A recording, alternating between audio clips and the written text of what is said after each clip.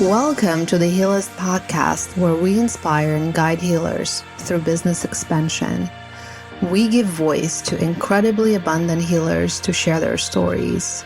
We dive into the quantum field to unlock the energies of conscious creation. We also develop digital tools to help you grow, which you can find on healers.com. I'm your host, Yuli, and I'm grateful you chose to join this space. Now let's go deep. Hello, my dear friends, and welcome to another exciting episode of the Healers Podcast. Today, I'm going to be talking about one of the most fascinating and one of my favorite topics ever is quantum healing. And I'm so excited to have one of the most knowledgeable people who introduced me personally to quantum healing on a physical level for my own healing is Andrea Candee. She is a master herbalist and author of Gentle Healing for Baby and Child. She has learned to harness the power of nature through herbal mastery. She's well versed in the benefits of nature's pharmacy and brings over 30 years of experience and incredible credentials in the natural health world. As a motivational speaker, Andrea has brought her lectures on herbal self-help to educational facilities, corporations, and conferences. As an instructor for the New York Botanical Garden, she participates in international symposiums on healing plants and presents workshops on botanical medicine. She has a special expertise in Lyme disease and many others, and Andrea has a very special place in my family and helped so many of my own family members, friends, and just acquaintances that I sent to her that all just keep being so thankful and raving about her magic. So I'm super excited to try to unpack and get all of her secrets and talk about the quantum frequencies healing, which I think she's really one of the pioneers. And I'm so excited to have Andrea on this podcast. As you know, I like to set intention for each episode. And for this episode, I would love our listeners just to open their minds to the new possibilities that are coming our way through this whole new idea of energy healing, quantum healing, frequencies. There's so much for us to discover. And I think the key is to keep open-minded and believe. So with that said, Andrea, welcome to the podcast. Yuli, thank you for having me and giving me this opportunity to share the work. Of course. So let's dive right in. What is it, this frequency medicine that you use as your magical tool for healing? Well, let me give you a little background that leads into it. So conventional medicine is based on Newtonian physics from the 1600s. And Newton said, we're body parts that need repair and replacement. Then Einstein came along in the 1920s and 30s and said, everything's energy, frequency, vibration. And he called it quantum physics. So let's talk about the simplistic example of quantum physics. Let's say the opera singer sings a note. The note vibrates at a particular frequency. And when the champagne glass is brought into the room, if it vibrates at the identical frequency as the note, it shatters. So, as a result of Einstein's work, physics changed, chemistry changed. Biology did not. Biology is still based on the old Newtonian physics. So the scientists started to look at all the pathogens under the microscope, the bacteria, the virus, the fungus, to see what was their rate of vibration, their frequency. And of course, we know today that they all vibrate differently. But we discovered from their published works that even subspecies have their own signature frequency. So let's take strep as an example. Everybody knows that, you can get a strep throat, but strep has many different vibrations depending upon where it is in the body, different frequencies. So for example, strep in the throat vibrates at 60.24 cycles per second, whereas strep in the lungs vibrates at 60.92 cycles per second. So very close, but not identical, or they would be canceling each other out. So with electromagnetic equipment from Europe, we can very precisely transfer 60.24 cycles per second into a bottle of distilled water. Now, if I were to give you that bottle of distilled water and you had no strep in your throat, you'd just be taking expensive water. But if you did have strep in your throat and you took that charged water, it wouldn't be killing the strep off like an antibiotic would. It would be dismantling it at its atomic level. That's the crux of vibrational frequency medicine.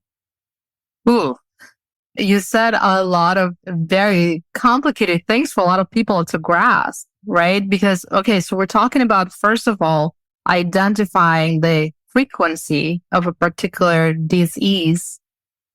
And then we're talking about charging liquids, water, with that particular frequency. And then finally, bringing it all together to, I guess, cancel out the frequency, right? Dismantle it, yes. Dismantle it.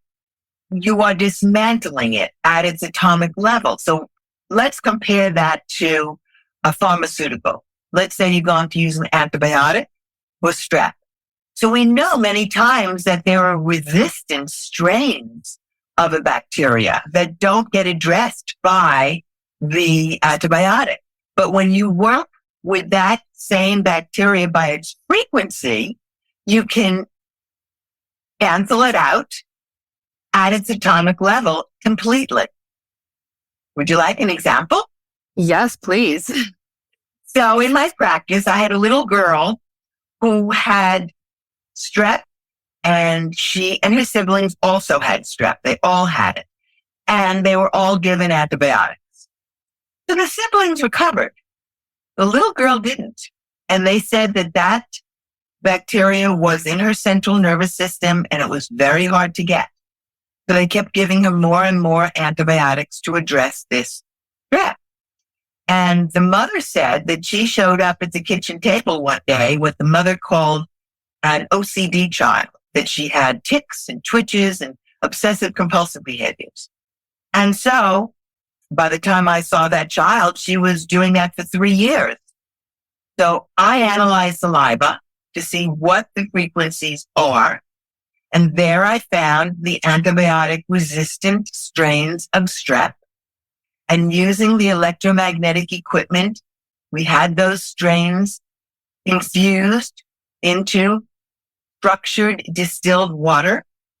And then she took those frequencies by drops, tasteless drops, and she completely recovered.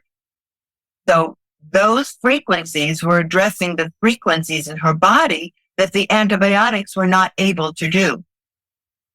Wow. I think it's a pretty revolutionary concept for a lot of people. First of all, understanding that some of the diseases that we think are kind of generic, right? Understanding, first of all, there's different strains of that disease.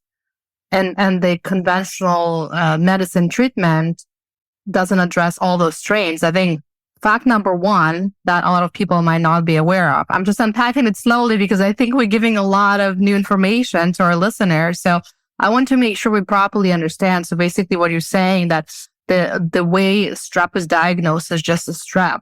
It's kind of insufficient in a way. Is that correct? Insufficient. And also, not only is it insufficient, but they may not have antibiotics at the moment to address those particular strains, even if they know them.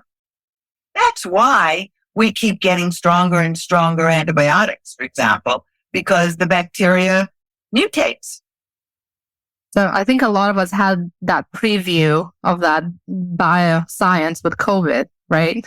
I think it was the first time us general public, we learned that not all COVID is the same. And I think at some point people just, got confused and almost tuned out of it because you can't keep up. But for someone like yourself, it's probably, it's just common sense, right? Common sense. Any microorganism is going to keep mutating if you keep addressing it with, a patch. So let's talk about the diagnosis itself, because I think that's the fascinating part. How do you find the frequency of that particular strain? Because this is, I think, what a lot of us, just to unpack this problem to begin with, we're challenged with the proper diagnosis, right? Especially if we're talking about multiple strains. So what does that technology do? How does it work? How do you know that it's precise? So, first of all, let's be clear. I don't diagnose. I'm not a physician. I don't diagnose. But I work with a body of work that began its development over 35 years ago. And that body of work started with a legendary healer, Hannah Kroger, and then her protege, David Slater. And I worked with both of them. And they discovered the ability to transmute these pathogens by frequency. And the body of work that David Slater then carried forth over these decades is nothing short of magnificent. It is the repertoire upon which I draw. And then David passed on about 5 years ago, and Michelle Gilberto took over, and she has continued the work. So I am thrilled that this body of work continues to grow. So for me, when I work with somebody, they're sending me a saliva sample. And I use that saliva sample. I douse it. My way of finding results is by dowsing. So I douse the saliva first to see, based on symptoms and history, what organs and glands are out of balance. And then I douse those organs and glands against this incredible repertoire of tens of thousands of remedies, of frequencies, to see what will bring it back into balance. That's the method that I use. So I can look at someone who has XYZ symptoms and then test to see, will this remedy cancel those symptoms? And sometimes it's not one remedy. Sometimes, because the body is so complex, you have to address multiple organs or glands in order to get them working correctly. If I talk about Lyme disease, it kind of is more acceptable to understand. So when I first started practice, I'm a very well-trained master herbalist, and I used only herbs. Herbs are great. They're cleansed, they nourish. I still use them, of course. But early in my practice, I was finding that there was a subset of people who would get well with the herbs and then come back with the same thing. Get well, come back. So I realized that for those people and their symptoms, herbs were just a patch. It was early in my career. I didn't want to spend it patching people. That's what pharmaceuticals do. So I knew about quantum physics. I researched, and I found this international organization, Healers Who Share. And they were in Norway, Australia, Canada, Germany, and at the time headquartered in Colorado. So I wrote them at that time. I wrote to them and said, I'm willing to close my practice down for a month if you let me come work in your clinical practice so I can learn this, because I just know it's the missing piece. That's when I met Hannah Kroger and David Slater. So that's what I did. And when I came back, I was very enthused with all that I had learned. It was so eye-opening and exciting. And so I started to give my clients herbs and vibrationals, both. Everybody was getting well and everybody was staying well. It was very exciting. But then I realized one day, wait a minute, I didn't use controls. So how do I know, were they getting well from the herbs or the vibrationals or the synergistic combination of both? I couldn't be sure. And it was just at that time, around 30 years ago, that conventional medicine and mainstream media started to have their conversation about Lyme disease. I'm Lyme Central. So all these people started to come into my office, not with simple Lyme, 3 to 6 weeks of doxy, end of story kind of Lyme, but people who were very ill with chronic Lyme, they were coming out of hospitals. They were very, very ill people. Now, I don't have a protocol for Lyme disease. I don't have a protocol for anything because everybody is tested individually. So at that time, and still today, the AMA says Lyme disease is a bacterial disease, end of story. That's it. That's all they want to know. Now, all these people, when I was testing them with chronic Lyme, I was finding a very different story. I was finding that for them, the tick fed on a dog and picked up a strain of parvovirus. It fed on a mouse and picked up a strain of hantavirus. It fed on a deer and picked up a spirochete. And now it passed a spirochete piggybacked by viruses. So when I gave these people the vibrational remedies that matched the frequencies that the tick passed in, they all recovered. Unheard of. No one relapsed. Unheard of. And that's because these frequencies were matched identically. So I can't say, okay, here's a protocol for Lyme disease because your tick may have passed something different. We have to know what your tick passed in. And how do I know? Because I have this amazing repertoire of remedies to access, to test against the saliva. That's how it works. That's just incredible. And I'm sure so eye-opening for so many people and also giving hope to so many people. Because like you said, anyone who's living, especially here, upstate New York or Connecticut and rural areas, this is really an epidemic. And I think it's one of those diseases that people feel the most helpless around. Because again, there's so many different variations and so many different symptoms. So I think the work that you're doing is just groundbreaking. And my question is, so you mentioned control panel. So have you kind of tried to form it into a formal study or something that is, I would say, more scientific that can convince the analytical minds that this works? No. Yes. No. I'm not a good data collector. That's not what I do. I don't want to spend my time there. I want to spend my time helping people. So the reason that the Lyme people became my controls, I neglected to say that, is because I had no herbs for Lyme disease. So all I could give those people were vibrational remedies. So they became my controls, you see. So I knew then that the vibrationals worked. That's amazing. And I'm just going to put it out there in the universe for you. If there's any data scientists listening to this podcast and want to come and, take this incredible data that Andrea has and was not able to analyze yet and put it into a formal study, I think that will be an incredible service to the human race. Now, I also want to say, Yuli, I'm a great embracer of integrative medicine, taking the best of both worlds. So I'll give you a good example of that in my own family's life. My son had Lyme disease. He plays golf. Tick bit him on the golf course. He had very intense symptoms from the get-go. So I tested him, and indeed it was a spirochete piggybacked by viruses. But I suggested he go to his doctor and ask for an antibiotic because that would address the intense symptoms quickly while he was doing the vibrational remedies that would address the viral portion that antibiotics don't touch. That's a beautiful way of bringing the best of both worlds together. That's pretty incredible. And I love the idea that, you are open and you're working actually together in a collaboration with the traditional medicine. I think it's a very beautiful story that illustrates it very well.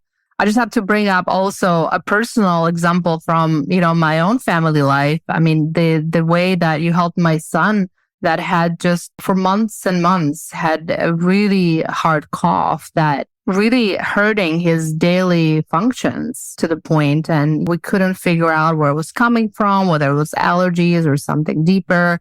And I have to say, after treatment, after the vibrational medicine course, he's been just a different child and in many different ways in terms of the the symptoms themselves and just kind of the work you've done on his nervous system. It just been, I'm like a firsthand experience of the magic of this medicine working with my own child. And as a parent, I felt so helpless because we tried it all. In this case, in terms of traditional medicine, we tried it all. We tried nebulizers, we tried allergy medicine. We almost went for surgery. I'm glad we didn't. And then we just stuck with vibrationals, and it took a while to see, it took a few weeks to see the effects, but then they were lasting to the point that he only coughs now during high allergy season for like a couple of weeks. And then you suggested amazing herbals that help with those symptoms. So I just love your entire toolbox and the way that it's actually effective. And all of this is natural. That's to me just fascinating. And I'll be forever grateful for that. And this is what makes my heart sing, to hear feedback like that. And, people say to me, because I've been doing this over 35 years, are you going to retire? And to me, retirement means I have something to share with you and I'm not going to share it anymore. I would never do that because this is my reason for being here on this earth. It's a beautiful thing. Thank you for sharing that. Amazing. And so how do we continue some of those traditions? I mean, with to me, the frequencies healing now, it's it's common sense, but when I bring it up to people, I would say in 99% of cases, people have no clue what I'm talking about. Probably 99.9. Let's be honest. How do we bring this knowledge to the masses? And what kind of blocks that you've seen that are staying in the way? People tend to get their information from the newspapers, the social media these days, and a lot of it, who knows even what the source of it is and how accurate it is. So usually it's by word of mouth, I have to say. I don't know how to get it out there in a broad enough way that A, enough people will get it, and B, the pharmaceutical companies won't attack it. Because really that's what suppresses a lot of this. Our U.S. pharmacopoeia years ago included homeopathy and herbs. That was a U.S. pharmacopoeia until the pharmaceutical industry became so big and knocked it all out. So it means that people have to educate themselves to be able to access this information and use it on their own. That's why I continue to teach at New York Botanical Garden. I teach a 4-hour workshop on medicinal herbs, nature's pharmacy. Because my theme has always been how to educate yourself so that you can take charge of your healing naturally. Now, I want to say there are many wonderful modalities out there that some people respond to and others don't. And you have to find the one that works for you. For some people, acupuncture is it. And they need nothing else. For some people, doesn't touch it. So for me in my office, I often see people who have done everything else first. Unless you've worked with me before, I'm usually the last person that you see. So for people who are working with me, it's very eye-opening, and it's really a leap of faith for many people to work with me because it's so very different. But also, I believe in working with as much of the whole body as I can. So all my protocols are 3-pronged, meaning I work with the vibrationals to get to the underlying cause of things. I work with the herbs to address things. I work with herbs, so we work with them to help current issues, to nourish, to cleanse. And we also work with food guidance because that's another piece. I don't want the foods that they're eating to be causing more inflammation. If that's what they're coming with, usually inflammation and pain. That's incredible. And, since we have a lot of practitioners and healers listening to this podcast, and I'm sure a lot of them will be curious after hearing this, how they could test some of these treatments or learn more about it. So can you talk a little bit more about if someone was interested in getting this, into vibrational medicine and frequencies healing? Where can they find more information? How can they become one of the licensed practitioners in this area? So if you go to healerswhoshare.com, you will see that there are opportunities for learning, for training. That's the way to become a practitioner of these remedies. For people who want to work with me personally, they go to my website, andreacandee.com, and that's Candee. And then I email the information on how to do a saliva sample and a history form to fill out with great detail. And what does the training for practitioners entail? Well, I honestly don't know what that is today because Michelle has created a new program and I haven't looked into the program. But if they go to heroeswhoshare.com, they'll find out because she has training for people who want to do this work. Got it. Is there anything else you think it's important for people to understand in this new kind of type of healing? Any kind of blocks that you're seeing that people come with? I know when people come to you, it's kind of like a last resort, right? They will take anything. But for people that are coming and kind of skeptical about all those things, what are some of the common resistance blocks that you're seeing? So one big one is to food. That's a huge one. So for example, let's talk about candida. Candida is rampant, especially amongst people who eat a high carbohydrate diet. So candida can manifest as brain fog, as inability to lose weight if you're trying to lose weight, as joint pain, as headaches, as great fatigue. That can be a lot of things, but that also can be candida. So my protocol for candida is always 3-pronged. One is the vibrationals to get to the underlying frequencies of the specific kind of candida that they have. The herbs, and the major herb for candida is black walnut. Not the green black walnut. That is derived from the immature seed, but the mature seed yields a chemical that is antifungal. The immature leads a chemical that's antiparasitical. So green black walnut is used for parasites. It's best known. But also the mature seed comes antifungal. And that's the herb that I use for the course of 3 months in candida. But then I also have them do probiotics so that they can improve the intestinal integrity. So there you have 3 prongs so far. You have 2 prongs so far. One is the vibrational, one is the herbs and supplements. The third prong is what people say, no, I can't do that.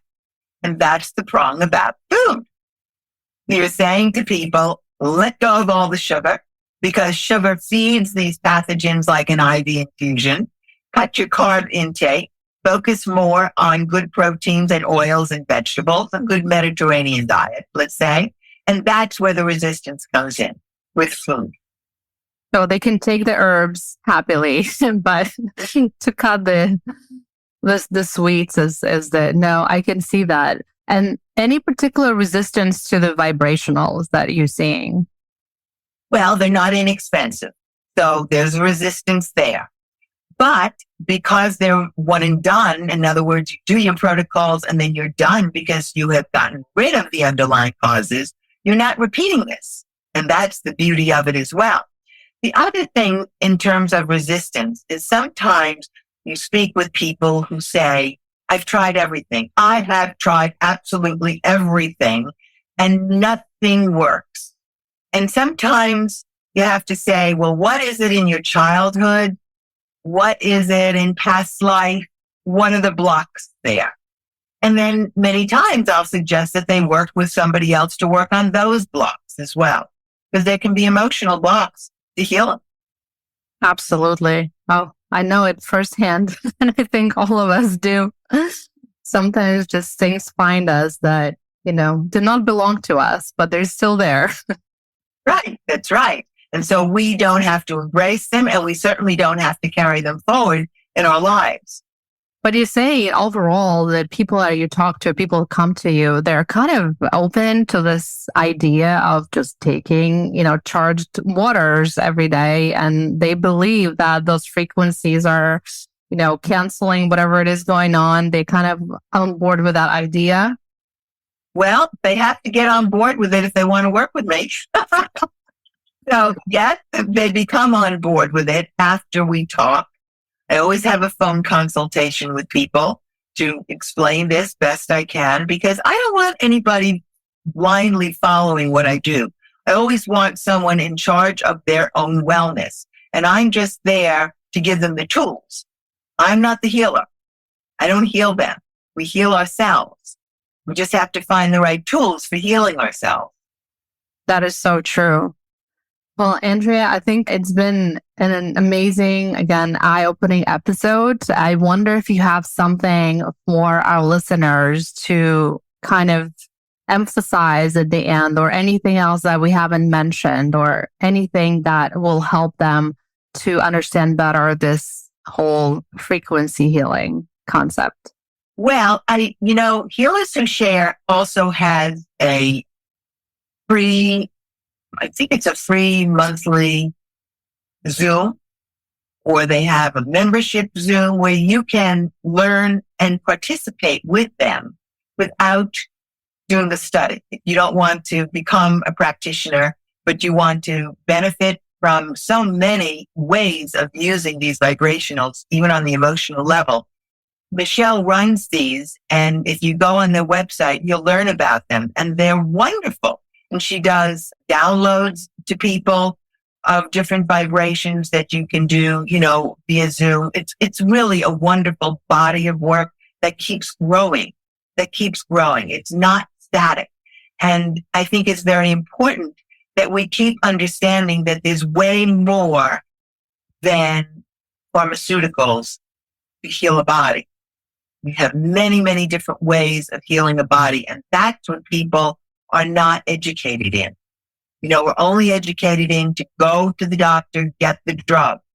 That's not how you handle a body. You handle a body on many different levels, vibrational included, then I think you'll have more success for wellness. That is such an important message, and thank you for empowering our listeners to become self-healers, and then also explore this other layers that we're just only now starting to be aware of. I think the fact that the energy layer came so much into focus lately, probably not accidentally. It's part of our evolution of species, right? We're finally discovering there's other layers than just the physical and the mental. So I'm just excited for this place. I think lately it has come into focus more. Right. But why? Why do you think lately? Oh, why? Well, I think we're going through some major upgrades on so many different levels. And I think that's why so many of us are awakening. I think we reached a point finally. I think, listen, the fact that you brought the history of quantum physics, right, helps to put things in perspective, because a lot of those inventions are still relatively new. And we know science takes years, right, to really catch up with the masses. So it took us like 100 years since Einstein's first discovery to finally grasp the value of what he actually discovered and bring it also. And on one of the other podcasts, I was just listening to Bruce Lipton that was talking a little bit about the same subject. And it was really fascinating how he was breaking down the biology of belief. He was saying that biology, in terms of hierarchy of science, there's the math, the physics, and biology is kind of like on a lower level. So usually the big inventions, they kind of happen on the higher hierarchy level and slowly trickles down. So, but we just getting now to the biology knowledge and effects that some of those studies can potentially have on our body. So we're just now learning how to work that theory into that. Yes. And also, another good read is Richard Gerber, MD. And he wrote Vibrational Medicine for the 21st Century. It's another good book on the subject if people want to read about it. No, that's great. I think the more people can educate themselves and, again, just open their minds that, the energy medicine and energetic field in general is a new thing that our senses just discovered, and we have to work with it on many different layers. And especially when it comes to healing, it's just such a powerful tool. It's very powerful. And also remember, when we talk about energy medicine, there are many different forms. You have Reiki, acupuncture, homeopathy. They're all forms of energy medicine. And I find that vibrational medicine, the way we work with frequencies, is a very targeted form. Exactly. I think that's why my analytical mind is so attracted to it because I love this whole idea of like testing and finding the exact same vibrational number, right? That you can put on it. It makes it so much more analytical. Yes, it's very analytical analysis when I do it, let me tell you. It's very complex. How many frequencies total, by the way, that you've seen or exist? I don't know. Tens of thousands. Yeah. It's quite a body of work to access. So that's where the training comes in. The training is extensive. And I started it with David Slater. I didn't start the work, but I started my study with David Slater 35 years ago. And I am ever learning. It's a constant learning. It's not something you learn it, boom, you do it. It's a constant learning. It's so fascinating. I think the more we talk, I'm getting inspired to become one of those practitioners. Oh, yes, go to healerswhoshare.com and you'll see available. I will, but I'm really inspired also about introducing more and more healers into this body of work. I think that's a very important mission. And I do hope this message resonated with many of our listeners and we can help extend this body of work even further. Yes, that is our goal at Healers Who Share as well, to have more people on board. And I know Michelle is very interested in working with people. Amazing. Andrea, it's been such a treat to have you here and just your wisdom and all of your years and years of experience. You're really, truly one of the pioneers. I think one day, I hope you will get that official recognition, but you're really one of a kind. And thank you for helping so many of us to heal in those new, innovative quantum ways. Oh, thank you so much, Julie. Thank you. Thank you.